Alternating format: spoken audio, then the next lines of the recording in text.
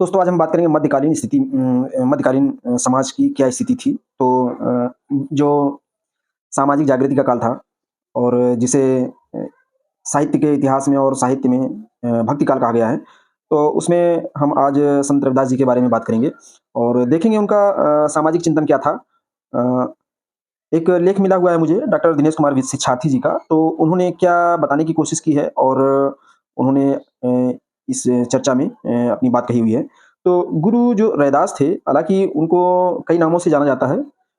कहीं रुईदास मिलता है, कहीं रोहिदास मिलता है, कहीं रैदास मिलता है और कहीं संत रविदास मिलता है। जैसे सिखों का गुरु ग्रंथ साहिब में उनकी जो अ, बातें शामिल की गई हैं, तो गुरुमुखी लिपि में, तो वहाँ पर संत रविदास मिलता है। तो इनके कई नामों के रूप में और कई जगह-जगह अलग-अलग नाम मिलते हैं। अलग-अलग नाम का मतलब उच्चारण में अंतर हो जाता है भाषाई दृष्टिकोण से। तो कहीं रोहिदास, कहीं रोहिदास इस तरह भी मिलता है। तो गुरु रैदास एक भुक्तभोगी दलित थे। आज के समय भी दलित शब्द का प्रयोग किया जाता है, तो उस समय भी इनकी स्थिति कुछ ऐसे ही थी। काशी में जन्म हुआ इनका और पले-बढ़े, लेकिन सामाजिक जो स्थिति थी वो अलग थी, प्रखर थे। एक अलग बात थी, लेकिन जो सामाजिक स्थिति थी, लोगों की जो नज़र थी, वो उसी नज़रिए से देखते थे। तो इसीलिए इनको दिनेश कुमार शिक्षार्थी जी ने जो बोला है कि गुरु रैदास जी एक भुक्तभोगी दलित थे।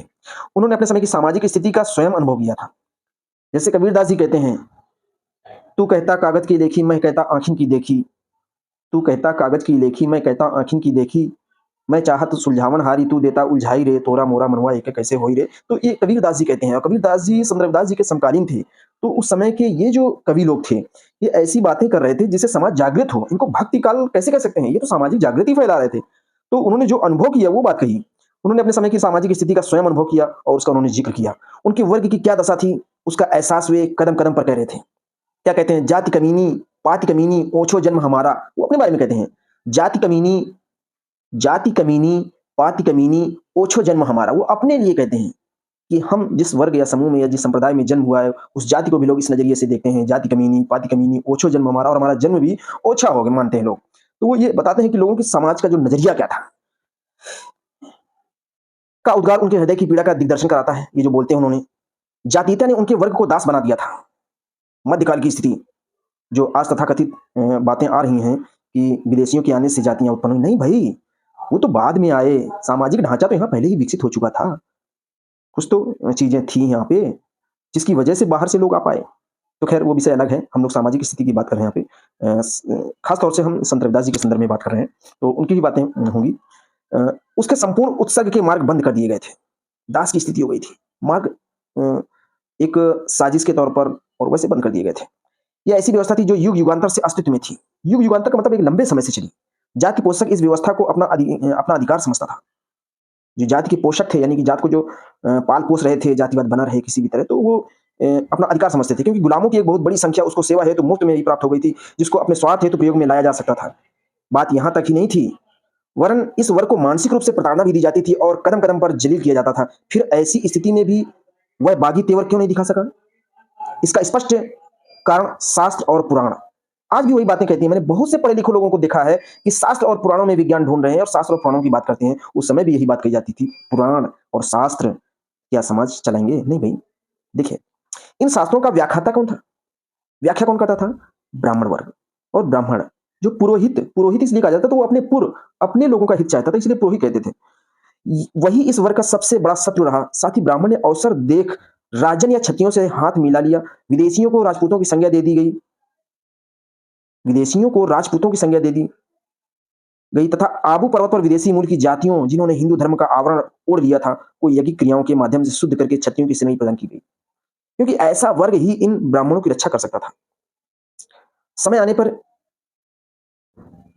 उनके विरोधियों का प्रतिकार करने हेतु उनके पक्ष में खड़ा हो सकता था। भाई, ब्राह्मण वर्ग की रक्षा के लिए कोई लोग तो होना चाहिए। इस कमी की पूर्ति कर ली गई। इन राजपूतों ने जो प्रारंभ में 2 नंबर, यानी इन राजपूतों ने जो प्रारंभ में पहले शुरुआती दौर में 2 नंबर के हिंदू थे, अपनी भूमिका दृढ़ता से निभाई। उन्होंने दलितों को अपनी शक्ति और हथियार के बल पर उठने नहीं दिया। दलित पहले ही ग्रामों से बाहर रहा करते थे, अतः उनके निवास स्थानों को गटर के रूप में परिवर्तित कर दिया गया। कोई देखी-रेख नहीं की गई, कोई व्यवस्था ही नहीं दी गई। वैसे भी वो घर के बाहर गाँव के बस्ती की मेन बस्ती से बाहर ही होते थे। ब्राह्मण को मनुस्मृति ने यह अधिकार प्रदान किया था कि उसकी संपत्ति और संपन्नता को छीन ले। इस नव दीक्षित वर्ग ने इस प्रकार के कामों में सहायक होने की भूमिका में महत्वपूर्ण योगदान दिया।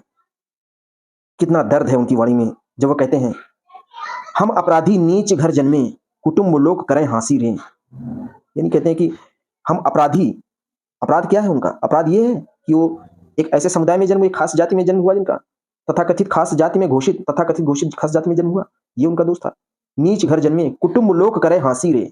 कुटुंब लोग, पूरा परिवार, पूरा परिवार का मतलब पूरा समुदाय जो उस समुदाय से अलग है उसको हंसी करता है।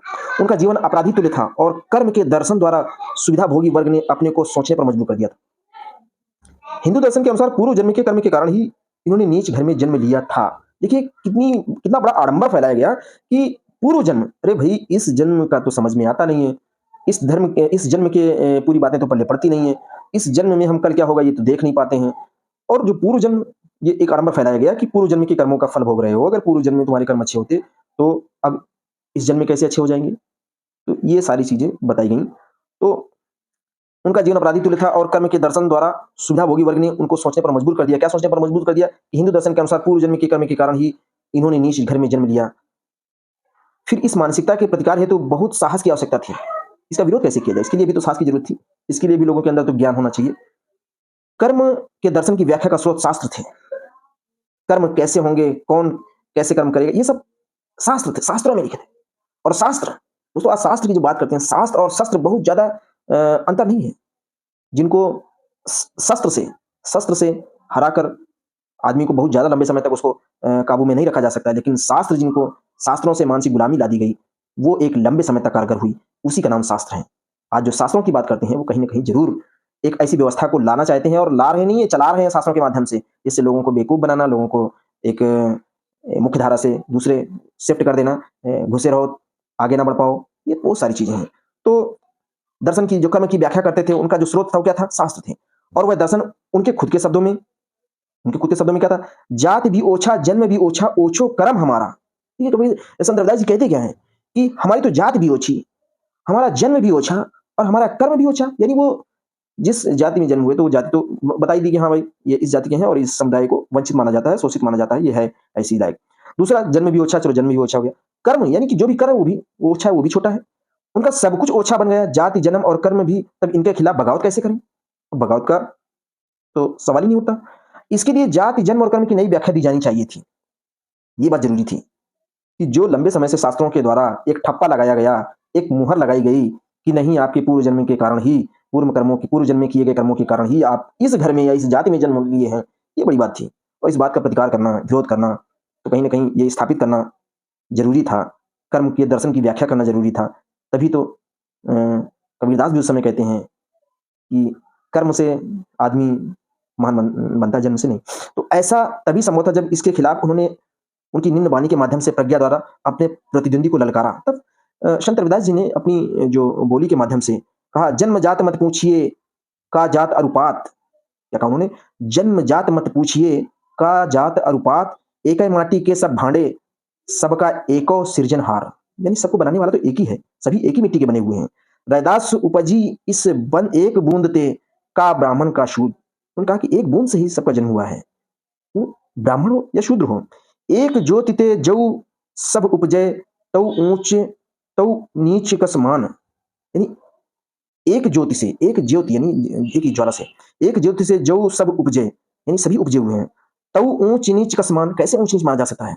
एक माटी सब घटे सृजय, एक सब को सृजनहार। यानी एक ही माटी के सब घड़े हैं और एक का ही सब सृजनहार है। रैदास एक की नूर ते जिमी उपजो संसार। रैदास एक ही नूर ते, एक ही नूर, नूर मतलब जहां चेहरा, इस तरह से रैदास एक ही नूर ते जिमी उपजो संसार, ऊंच नीच की विध भये बामन और चमार। तो उन्होंने कहा कि ऊंच नीच कैसे हुए भाई? एक ही नूर से सब उपजे हुए हैं। ब्राह्मण और चंडाल मही रैदास न अंतर ज्ञान, जन्म जात को छाड़ी करी करनी जात प्रधान। रैदास जन्म के कारण होत न को ऊंच, होत न को नीच। रैदास जन्म के कारण होत न को नीच, नर को नीच कर डारी है, ऊंचे कर्म को कीच। तो ये उन्होंने एक बात कही कि जन्म के कारण कोई न ऊंचा होता है और जन्म के कारण न कोई नीचा होता है, बल्कि जैसा काम करेगा वैसा। तो काम का मतलब इनका जो काम था, जैसे रविदास जी ने कहा कि हमारा ओछा जन्म हमारा, कर्म भी ओछा हमारा। तो इस तरह की बातें उस समय प्रचारित हुई। रैदास सुकर्मन करण सो नीच ऊंच हो जाए, करें कुकर्म सो ऊंच भी तो महानीच कहलाए। ये उन्होंने कहना ना होगा कि यह अपने प्रतिद्वंदी के विरुद्ध प्रतिकार था। उन्होंने ये बात जो बोली, ये बहुत बड़ा जवाब था उन लोगों के लिए जो कहते थे कि शास्त्रों में कहा गया है ऐसा कि पुनर्जन्म या पूर्व जन्मों के कारण, पूर्व जन्मों के कर्मों के फल के कारण ही निम्न जाति या निम्न कुल में जन्म होता है। तो ये इसका प्रतिकार उन्होंने जो दिया, उसके द्वारा प्रतिपादित जाति, जन्म और कर्म का उत्तर था। यह उद्गार सार्वजनिक रूप से प्रचारित किए गए। दलितों में विशेष रूप से उनकी सोई हुई अस्मिता को जगाया गया और युगों से उत्पीड़ित तथा प्रताड़ित मनोदशा में ऊर्जा भरने का संचार किया गया। एक वचन हुंकार की तरह संचारित हुए और प्रथम बार अपने प्रतिद्वंदी के समकक्ष प्रतिपक्ष के रूप में प्रचारित हुए।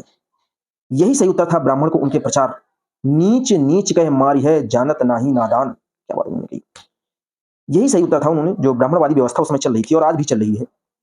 बहुत बड़ा भेदभाव होता है। एक ग्लास ऑफ वॉल, एक ऐसी दीवार जो दिखती नहीं है, दोस्तों दिखती नहीं है, वो होती है, लोगों ने खींच रखी है लेकिन दिखती नहीं। नीच नीच कह मारी है जानत ना ही नादान, जैसी कुंठाओं का सफल प्रतिकार था। ऐसी कुंठाएं बोली। अब ब्राह्मण को संभवतः सोचने को मजबूर होना पड़ा। गुरु रैदास यहीं तक नहीं ठहरे, उन्होंने जातिवाद की जननी चातुर्वर्ण व्यवस्था को भी नहीं बख्शा। चातुर्वर्ण व्यवस्था ही शास्त्रों, विशेष रूप से वेद के 10वें मंडल में जो पुरुष सूक्त में बात आई है कि एक विराट पुरुष के मुख से ब्राह्मण की उत्पत्ति हुई, बाहुओं से क्षत्रिय की उत्पत्ति हुई, उधर यानी पेट से वैश्य की उत्पत्ति हुई और पैरों से शूद्र की उत्पत्ति हुई। तो ये जो वेदों में बात प्रचारित की गई है, कहा गया कि तो एक तरह से शास्त्र को लोगों ने लिखे ना, अपनी व्यवस्था को, अपने अनुसार व्यवस्था को ढालने के लिए लिखा। तो इस तरह सबसे बड़ी बात थी कि संत रविदास जी ने जो पुरुष सूक्त में बात कही गई है उसका आधारित सिद्धांत मानकर, उसको आधारित मानकर जाति व्यवस्था को अस्तित्व में लाया गया और ब्राह्मणों से इसे जो है शास्त्र सम्मत बताकर ईश्वर कृत घोषित कर दिया कि ईश्वर ने ये बोला है, ईश्वर ने ये कहा है, ईश्वर की ये रचना है। बताइए, इतना बड़ा धोखा, इतना बड़ा विश्वास। अवतार भी इसी वर्ण व्यवस्था की पुनर्स्थापना के लिए पैदा होते हैं। ये देखिए, अवतार भी जो अवतारी पुरुष ईश्वरीय अवतार हुए हैं वो भी इस वर्ण व्यवस्था की रक्षा के लिए ऐसा प्रचारित किया गया। रैदास जाति मत पूछी का जात का पात, ब्राह्मण क्षत्रिय वैश्य शूद्र है सभन के एक जात। ब्राह्मण क्षत्रिय वैश्य शूद्र रैदास जन्मते नाही, जो चाही सुब्रन को पावई कर्मन माही। यह वर्णविहीन और जातिविहीन समाज रचना हेतु उस निरंतर श्रृंखला की एक कड़ी थी जिसका सूत्रपात बुद्ध और बुद्ध पुत्रों ने अपने समय में किया था। प्रसिद्ध दार्शनिक आचार्य धर्मकीर्ति का इन संपूर्ण पाखंडवाद पर प्रखर प्रहार। वेद प्रामाण्य कश्चित कर्तव्यदा स्नाने धर्मच्छा जातिवादालाप्या संताम पारंभ पापहानाय चेति ध्वस्त प्रज्ञानालिंगानी पंचजानी। यानी वेदों की जो प्रमाणिकता, किसी ईश्वर या कर्तावाद, स्नान में धर्म की इच्छा रखना, जातिवाद, छोटी बड़ी जात मात का घमंड और पाप दूर करने के लिए शरीर को संताप देना, उपवास तथा शरीर तपस्या करना, ये 5 अकल के मारे लोगों की मूर्खता की निशानियां हैं। जो अकल के मारे लोग हैं उनकी निशानियां हैं कि वेदों में हम ईश्वर खोजते हैं, वेदों में प्रमाणिकता खोजते हैं। रैदास जी भी अपने प्रतिद्वंदी वर्ण व्यवस्था के पोषक व्यक्तियों के प्रति तीखी भाषा का प्रयोग करते दिखाई देते हैं। जैसे कहते हैं, रैदास उपजे सब एक बूंद ते का ब्राह्मण का शूद, मूर्ख जनना जाने सब में राम मौजूद। उन्होंने उस राम की बात कही है कि सब में राम मौजूद है। रैदास एक ही बूंद सो सब ही भयो विथार, मूर्ख हैं जो कहते हैं वर्ण अवर्ण विचार। जो वर्ण अवर्ण की बात करते हैं तो ये तो मूर्ख की बात है। रैदास जी ने ऐसा बोला। शायद तीखी भाषा ही एक ऐसा वर्ग,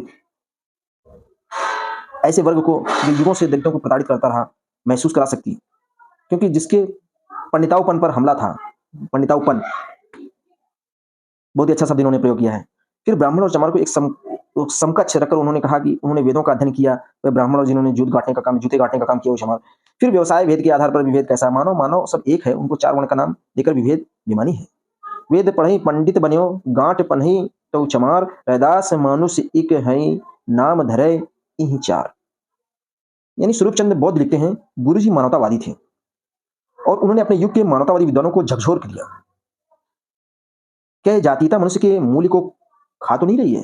एक विचार करने का विषय है। अर्थात मनुष्यता के सबसे बड़े दुश्मन की इस भूल भुलैया में भ्रमित क्यों हो? तुम इसका प्रतिकार क्यों नहीं करते? असल में यह रोग है जो स्वस्थ मानव मूल्यों का ह्रास कर रहा है। जो स्वस्थ मानवीय मूल्य हैं उनका निश्चित रूप से ह्रास कर रहा है।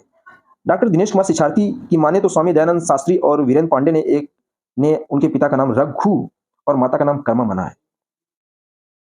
ये संत रविदास जी के माता का नाम रघु और पिता का नाम पिता का नाम रघु और माता का नाम कर्म माना है। धर्मपाल मैनी ने भी उनके माता पिता का नाम रघु और घुरबिनिया स्वीकार किया है। चंद्रिका प्रसाद जिज्ञासु ने रविदास जी के माता पिता के संदर्भ में लिखा है कि उनके पिता का नाम रघु और माता का नाम घुरबिनिया था। संत प्रेमदास जस्सल ने सदगुरु रविदास जी के पिता का नाम रघु और माता का नाम कर्मा देवी बताया है। शोधार्थियों के लिए उनका पारिवारिक परिचय दिया जा सकता है जो इस प्रकार है। तो ये सब बहुत महत्वपूर्ण नहीं है, उनको उनकी शिक्षाओं की ज़्यादा आवश्यकता है, तो उनके शिक्षाएं हम लोग देखेंगे कि डॉक्टर धर्मवीर लंगायन संत रविदास काव्य की प्रासंगिकता में लिखते हैं कि रविदास पुराण में उनकी माता का नाम भगवती लिखा है। साथ में कहते हैं कि रविदास रामायण प्राचीनतम कृति है। देखिए, रामायण एक ऐसा ग्रंथ हो गया, मतलब रविदास रामायण भी लिख दिया। रविदास रामायण भाई आश्चर्य की बात है। रामायण महाभारत, कोई भी बड़ी घटना मिली रामायण लिख दिया, कोई भी बड़ी घटना मिली महाभारत होगी। अरे भाई, तो रविदास रामायण भी लिखी गई है। हालांकि जितना मुझे अभी तक जानकारी मिली हुई है और मैं जान पा रहा हूँ, लगभग बता रामायण के प्रकार 300 प्रकार की रामायण है। एक एक का पात्र ढूंढ रहे राम, रामायण एक नहीं है, रामायण 300 प्रकार की रामायण है। अब किस रामायण में कौन सा राम का पात्र कैसा है, क्या है, ये तो देखने का विषय है ना। हम केवल एक राम को जानते हैं, उसी की चर्चा सुनी है, और बाकी जो अन्य रामायण है, अब जैसे ये अभी चर्चा हम लोग रविदास रामायण आ गई, तो इसमें भी अब राम की चर्चा होगी, निश्चित रूप से कोई दूसरा पात्र होगा। तो ये बात है। तत्कालीन सामाजिक परिवेश व जाति व्यवस्था, हम देखते हैं कि उस समय संत रविदास जी के समय की जो जाति व्यवस्था थी, गुरु रविदास जी का जन्म उस समय हुआ जब भारतीय सामाजिक जीवन बड़ा विचलित था, जिसके कारण इन्हें समाज की कई रूढ़ियों का सामना बहुत गंभीर होकर करना पड़ा। उस समय शासन की ओर से निम्न पदाधिकारी होते थे। हाफिज होता था अथवा गृह प्रबंधक होता था, अमीरे अबूबर अथवा अस्तबलों का अध्यक्ष होता था, वकीलेदार अथवा चाबियां रखने वाला होता था, मीर इमारत अथवा मुख्य अभियंता होता था, अमीर काही होता था, कृषि विभाग का संचालक होता था, शेख अल इस्लाम अर्थात राज्य का मुख्य धर्माधीश, और सूबेदार जो प्रांतीय सरकार के सुल्तान का प्रतिरूप था, ये अधिकारी हुआ करते थे। इनके अलावा अन्य पद भी होते थे, उनके सबके द्वारा शासन तंत्र चला जाता था। पर्दा प्रथा, बाल विवाह, सती प्रथा, गुलाम प्रथा, ये सामाजिक कुरीतियां उस समय बहुत चरम पर थी। एक चीज और जो कहा जाता है कि बाहर मुस्लिमों के आने से सती प्रथा हुई ना भाई, इब्न बतूता ने जो रेहला पुस्तक लिखी है और जो उसके यात्रियों के विवरण मिलते हैं, उसमें भी पता चलता है कि इब्न बतूता खुद गया था, और ये जो सती प्रथा की अनुमति सुल्तानों से लेनी पड़ती थी। कोई महिला का पति अगर खत्म हो जाता था तो उसको सती करवाना है, इसके लिए सुल्तान से परमिशन लेते थे कि हाँ भाई इनके हस्बैंड खत्म हो गए और इनको जो है अब जलाना है उनके साथ। तो ये सुल्तान के आदेश हुआ करते थे कि बिना मेरी परमिशन के भाई ऐसा नहीं करोगे, क्योंकि उनको नहीं मालूम था कि किसको कहाँ जला दें भैया, किसको मार दे। तो निश्चित रूप से उस समय तो ये इब्न बतूता अपने जो आया था, तो उस समय कि इसने खुद वो देखा जाके, और ये मूर्छित हो गया, बता रहा था कि एक जगह गया और देखा सती होने ले जा रहे थे, तो डंडे से इस तरह मार पीट के जलाते थे। क्योंकि आदमी पहले तो उत्साह में, आवेश में आके और एक उच्च कुलीन का स्थिति बताते हुए उसमें जलने के लिए तैयार हो जाती थी महिलाएं, लेकिन बाद में जब आग में जाने पर कितना कष्ट मिलता होगा, कितना असहनीय दर्द होता होगा, तो ये उस समय वो बड़ी स्थिति खराब थी। तो उसके लिए वो ढोल मंजीरे गाजे वगैरह सब बजाए जाते थे और डंडों से मार के उसको। तो ये सती प्रथा का उदाहरण मिलता है और बहुत प्रचलन था। वर्ण आश्रम व्यवस्था के कारण हिंदू समाज में विषमता और पाखंड बहुत बढ़ गया था। धड़ाधड़ विदेशी आक्रमण हो रहे थे, तो इसका मतलब ये नहीं था कि वो बहुत, यहाँ स्थिति ही ऐसी थी, सामाजिक ढांचा ही ऐसा बन गया था कि लोग एक दूसरे के लिए खड़े नहीं हो पा रहे थे। जाति भेद में अधिक विश्वास के कारण समाज में आपसी प्रेम भाव तो रहा ही नहीं था, साथ ही समाज अनेक अंधविश्वासों और अज्ञानता का शिकार भी बन गया था। फलित ज्योतिष, जादू टोना, शकुनों और शैतानी की कलाओं में तत्कालीन समाज का बड़ा विश्वास था। आज भी 25% आबादी एकदम अंधभक्त है, बिल्कुल उसको कुछ सोचने की जरूरत ही नहीं है। जो सोचना चाहता है वो बगल वाला सोचने नहीं देता है। तू भोग रहा है तू ऐसे कर, ऐसी पूजा कर ले तो तेरा ये दूर हो जाएगा, ऐसे मतलब जो निकलना चाहता है वो भी बड़ी मुश्किल से निकल पाता है, क्योंकि आसपास का माहौल ऐसा है। तो फिर ज्योतिष भी था। समस्त भारत के ब्राह्मण पक्के मूर्ति पूजक थे। इन सब इस युग की धार्मिक स्थिति अत्यंत पाखंडपूर्ण थी तथा संप्रदाय बहुल थी। इन सब सामाजिक और धार्मिक बेड़ियों को तोड़ने के लिए गुरु रविदास जी ने कहा था, पराधीनता पाप है जान ले हुए मीत। उनकी एक इस उक्ति के साथ में ही इस बात को खत्म करूंगा और आगे की वीडियो में मिलेंगे कि उन्होंने एक बात कही थी, पराधीनता पाप है जान ले हुए मीत, यानी कि दूसरों के अधीन रहना बहुत बड़ा पाप है। रविदास दास पराधीन सो कौन करे है प्रीत, यानी रविदास जी कहते हैं कि पराधीन अगर हो तो तुमसे कौन प्रीत करेगा, कोई नहीं करेगा। पराधीन को कौन दीन क्या, पराधीन बेदीन, पराधीन को दीन क्या, यानी कौन दीन का, वो किसी बेदीन है वो। रविदास दास पराधीन को सभी समझे हीन, अगर आप पराधीन हैं तो सबको ही हीन समझता है। तो इसके साथ ही हम अपनी इसको समाप्त करते हैं। डॉक्टर एनपी सिंह अपनी पुस्तक संत जो रविदास की ग्रंथावली में रविदास जी के सामाजिक परिवेश को लेकर लिखते हैं, भारतीय संस्कृति अंतः विरोधों का विचित्र समन्वय है। अब अंतः विरोधों की जब बात करते हैं, डॉक्टर बी आर अम्बेडकर ने जब संविधान बनाया था तो उन्होंने संविधान सभा में संविधान को सपुर्द करने के बाद एक स्पीच दी थी, उन्होंने अपने स्पीच में बोला था कि हम अंतर्विरोधों के दौर में प्रवेश कर रहे हैं। तो ये भी एक अंतर्विरोध का समय ही था, एक तरफ विरोध भी हो रहा था, दूसरी तरफ ये व्यवस्था भी चल रही थी, दोनों वो ये उस बात को कहते हैं। भारतीय संस्कृति अंतर्विरोधों का विचित्र समन्वय है। हिंदू सामाजिक व्यवस्था अनुसार जैसा कि संविदित है कि गुरु रविदास जी ने शूद्र वर्ण में जन्म पाया था, इस वर्ण और इससे भी नीचे रखी स्त्रियों को मानवता के प्रत्येक अधिकार से वंचित रखा गया था। यानी कि जो शूद्र वर्ण जो था, शूद्र वर्णों की स्थिति से भी बदतर स्थिति महिलाओं की थी। आज ये महिलाएं सभी जो समझ रही हैं और जो नहीं समझ रही हैं, उनको भी समझने की जरूरत है कि उस समय जो शूद्र वर्ण था, पुरुषों का एक नीच वर्ण माना जाता था, उस समय महिलाओं की स्थिति उनसे भी ज्यादा बदतर थी, बेकार थी, बदहाल स्थिति थी। क्या था? बाल विवाह था, सती प्रथा थी, हैं? और देवदासियां प्रथा थी। उनको एक वस्तु के रूप में जीता जाता था, दिया जाता था और बेचा जाता था। तो ये व्यापार होता था उस समय भी। इस वर्ण और इससे नीचे स्त्रियों की स्थिति अधिकार से वंचित थी। यहाँ एक और तो किसी भी अछूत को स्त्री शूद्रो न धीयताम, यहाँ एक और तो किसी भी अछूत को स्त्री शूद्रो न धीयताम, अगर पठन पाठन तक के अधिकार से वंचित किया जाता रहा। स्त्रियां भी पठन पाठन से वंचित थी और शूद्र भी। भारत में 26 जनवरी 1950 से पहले मनुशास्त्र ही नियम या कानून के रूप में लागू था। मनुस्मृति लागू थी और मनुस्मृति का शासन कैसा था, ये तो झलक हम लोग देख ही रहे हैं। तो आगे की वीडियो में बहुत बात करेंगे बौद्ध धर्म और संत रविदास कि बौद्ध धर्म का इन पर क्या प्रभाव रहा और क्या शिक्षाएं इनके जीवन में झलकती हैं बौद्ध धर्म से संबंधित। धन्यवाद।